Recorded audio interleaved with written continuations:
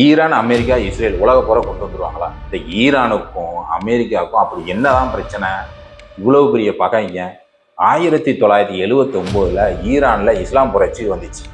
அந்த காலகட்டத்தில் அமெரிக்க தூதரகத்தை ஈரான் பத்தி 52 அமெரிக்கர்களை 444 நாட்கள் பிணைய கைதியா வச்சிருந்தாங்க. இந்த பகை தான் இப்போ வரைக்கும் தொடர்ந்துட்டு இருக்கு. அமெரிக்கா போட்ட பல பொருளாதார தடைகள்னால ஈரான் ரொம்ப முடங்கி போச்சு. சரி, இன்னொரு பக்கம் இஸ்ரேலுக்கும் ஈரானுக்கும் அப்படி ஒரு பரம பகை. என்ன தெரியுமா? ஈரான் பாலஸ்தீனத்துக்கு சப்போர்ட் பண்றதுனால இஸ்ரேலுக்கு சுத்தமா பிடிக்கிறதே கிடையாது. அது மட்டும் இல்லாம ஈரான் ரகசியமா அணு ஆயுதம் தயாரிக்காங்க. இந்த மாதிரி பல காரணங்களை இஸ்ரேல் சொல்லுது. அதனால என்ன ஆகிப்போச்சு, மத்திய கிழக்கு பார்த்துக்கிட்டு எரியுது. ஏற்கனவே அமெரிக்கன்காரனுக்கு முன்னாடி உள்ள பகை அவங்களுக்குள்ள தொடர்ந்துக்கிட்டே இருக்கு. இஸ்ரேலுக்கு பாலஸ்தீனத்துக்கு கூட பிரச்சனை இருக்குது, அவங்களுக்கு சப்போர்ட் பண்ணுறாங்கன்னு. இதில் ஈரான் அணு ஆயுதம் தயாரிக்கு அப்படி இப்படின்னு பல பிரச்சனைகள் வெடித்து இப்போ பூதாகரமாக மத்திய கிழக்கு வெடிச்சுட்டு இருக்கு.